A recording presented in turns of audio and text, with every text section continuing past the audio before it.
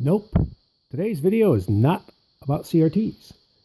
I know you guys like CRTs, and there will be some CRT videos coming up. No, today I want to show you a secret.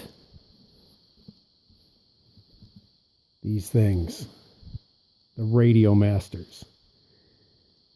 These are catalogs that were produced from the mid-1930s, I believe, way up into the 70s at least.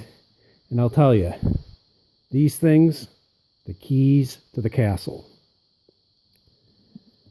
They came out every year or every other year. This one is 51, 52. And basically, it is a catalog.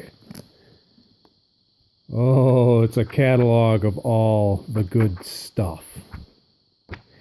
They're basically kind of short form catalogs from the major manufacturers.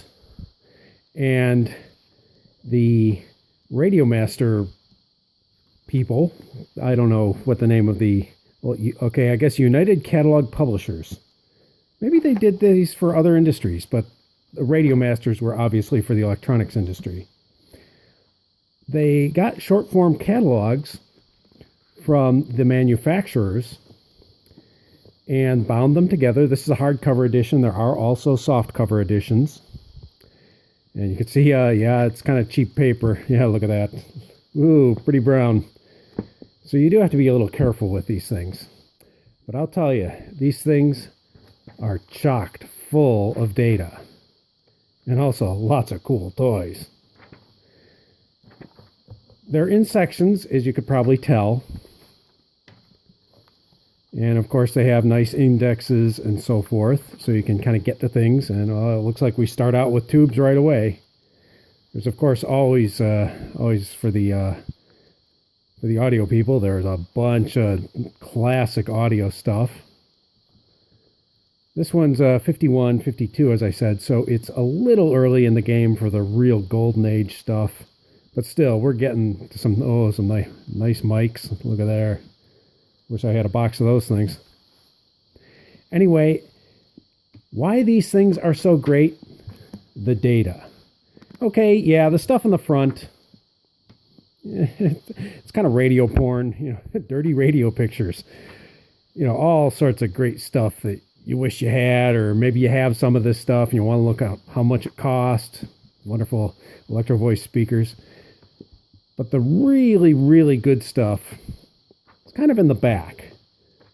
The data, the resistors, the capacitors, even the dumb stuff, the Cinch Jones, the little connectors and things like that, including some terminal strips I've never kind of seen before. It seems to me, in one of Bob Anderson's recent videos, he was looking at some weird resistors that he thought might be West German. Maybe, could be. They were in, I believe, what was it, a Mercury TV or something like that? A real odd brand.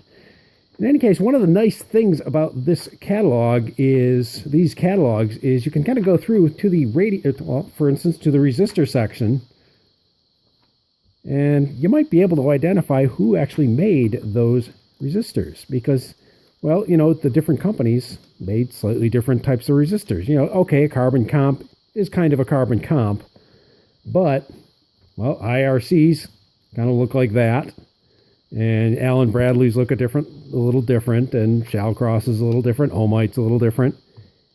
You might be able to identify exactly who made those resistors. Another nice thing about, another nice section, I should maybe say, the transformers. Now, there's a lot of this data online already. It's a little spotty, but there are some good online catalogs. But wow, if you have some weird Stancor, you don't know what it is, a P number, there's the data. Real short form stuff, but that's really kind of all you need to know when you want to maybe put something on eBay, or maybe you get a box of transformers at a Hamfest, and you kind of want to know what they are before you plug them in to measure what's coming out of them, because that can always end up fun. So great stuff, great stuff. And of course, every year or every other year, depending on the edition, I guess, the catalog's changed a little bit. So sometimes with the Transformers, one number might show up for 1 year and then it's gone. Maybe it was discontinued. Some weird little audio transformer comes and goes. That's it. Others, like certain Standcore plate and filaments, well, they made them for years and years and years. Now, like I said, this is a 51, 52. This is obviously soft cover. This is the 29th edition, which is 1965. As you can see, much thicker. And obviously, we're going to get into solid state stuff. The tube stuff is going to kind of go away. I think there still are tubes in this, but of course, here you're going to get a lot more TV. But great stuff.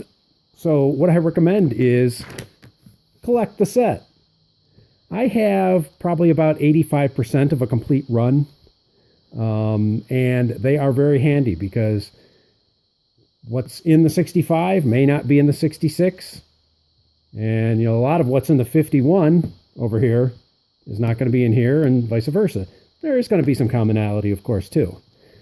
But these things, the data, like the keys to the castle, it'll tell you everything. Even, weird stuff that, frankly, a lot of people don't really care about. The TL line of translytic electrolytics. Now, if you're into capacitors, that may be gold for you. Twist locks, such like that. CP72 oil caps. It's great stuff. So if you see these things, sometimes you can get these cheap, real cheap. I've seen these things at Hamfest for $5. Worth every penny, every penny. And like I said, try and get a complete set. Don't pass these things up. They're just too useful. All right, guys. See you later.